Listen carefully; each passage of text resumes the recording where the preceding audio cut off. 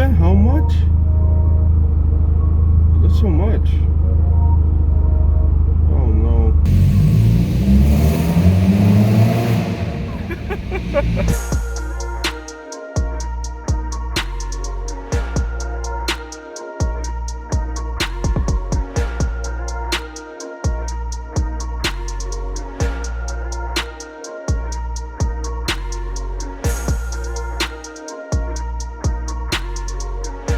Hey guys, welcome back to Carspiration.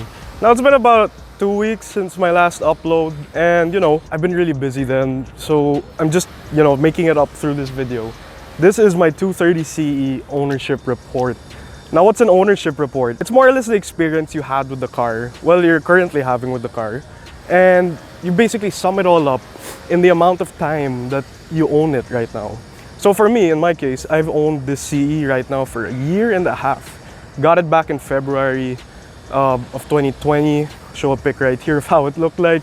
It looks so bad, and we were just blessed that it was running well at the time. It just so much problems came ahead, and I still remember the first time I got it, all I cared about was the center caps of the original wheels. And right now, I mean, it's crazy to see how far the CE has gone since then. It's actually a bit emotional for me at the same time, because this is my first Euro car, and it's really not everyone my age gets this. So it's really truly a blessing for me to have one and to own one, for the matter of fact, and I'm just really grateful. To start this video, I just want to give a big shout out to this Instagram account my friend Zeke and Kevin started. It's called Manila_Unseen. Now I'm gonna leave the link for the Instagram down below, as well as the FB page. You'll be so surprised about which cars we take pictures of. It's not the types of cars you kind of see every day.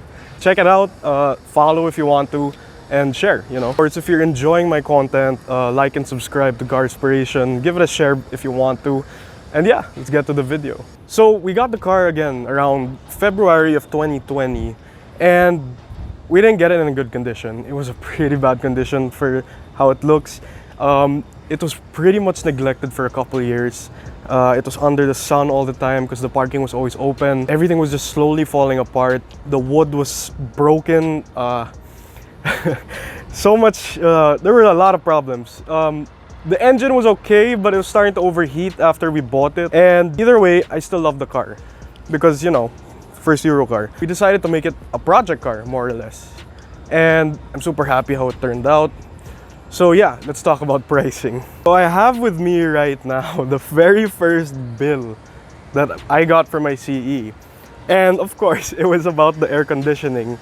Now it says here, it was checking for the fix in the aircon switch system, repair of the AC panel, control switch, and replace the damaged relays. So that's a given for like a Mercedes of this era. Because, either way, it's still an old car, so you can't really do anything about that. And the auxiliary fan wasn't working when you turn off the aircon, so we had to replace that too. So the total for that, all of that right there, with labor, 17,480 pesos. And without labor, it's 12,980. So it's kind of big. It's a lot of money. So after that, my dad actually surprised me with a whole restoration on the car, and that got me crazy. Like I was like literally in shock. I'll show you guys the pics here right now. Check it out. I actually IG storied it, so I don't have really high-res pics of it. I was really speechless because it was actually a really long process to get it to the condition where it is now. Without the body kits and everything was just still stock by the time. I remember before the restoration, I actually saved up for tires for the AMG mags because I really wanted them on my car. It used to belong to the Cabriolet. I'll put the link down below for that video.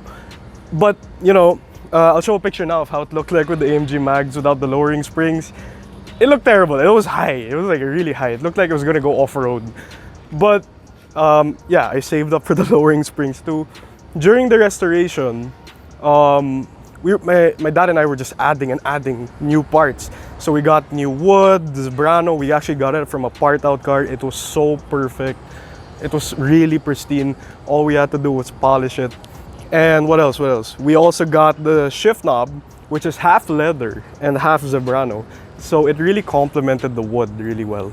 Got a new steering wheel, and I think for me, my most favorite mod from the whole thing is this, the avant-garde grille. Now, I like it because it just changes the style of how the CE looks, or actually any 124 for that matter.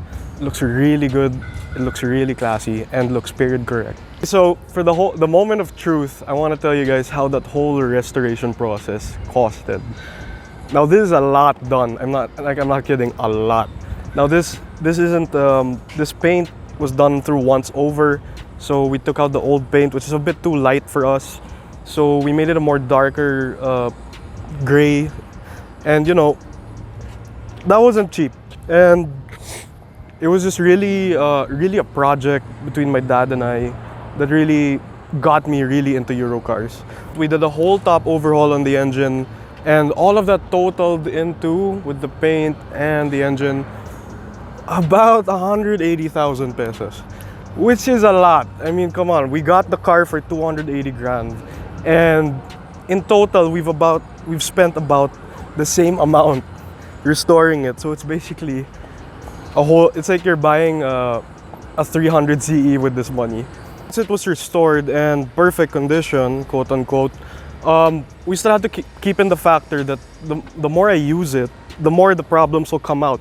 So that's really a process in the restoration line of cars, and a lot happened. So it was always, the car was always misfiring. I had to send it to the mechanic back and forth. Sometimes he'd keep it for 2 weeks. The aircon kept breaking, so that's a Carspiration tip right there. If you want a W124, watch out for the aircon, because at that point we were just annoyed. So we just bought a new compressor and then a new condenser. So I suggest that if you're really having a hard time with your 124's aircon, yeah, just buy those two. Right now it's really working well. It's very cold all the time, even in the heat. Here's the verdict for me on ownership of the Mercedes-Benz 230 CE, especially here in the Philippines. It's a good car in general. It's a good car, especially if you restore it really well.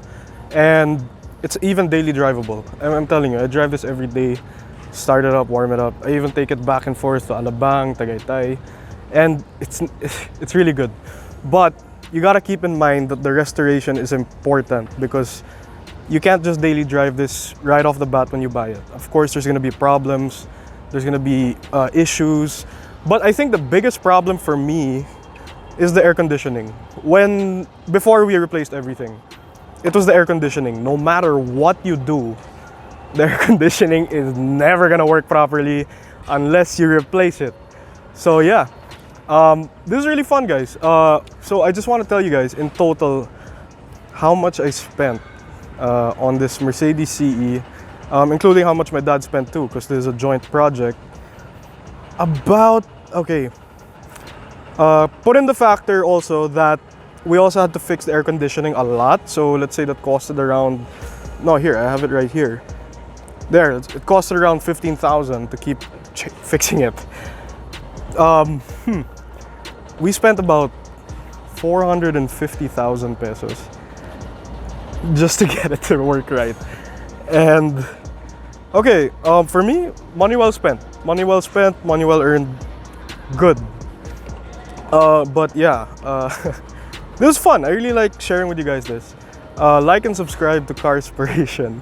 And I hope you guys enjoy your day. Follow Manila Unseen on Instagram and follow it on FB. I hope you guys have a great day ahead of you. And I'm sorry again, I haven't been posting a lot. It's just, you know, the circumstances right now. I've been really busy with school. And yeah, take care, guys.